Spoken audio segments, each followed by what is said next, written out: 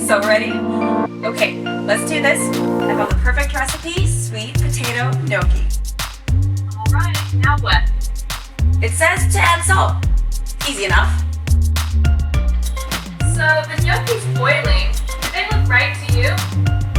Yeah, they look perfect. I'm actually gonna toss the gnocchi right in the pan. I don't want to waste any of this butter sauce.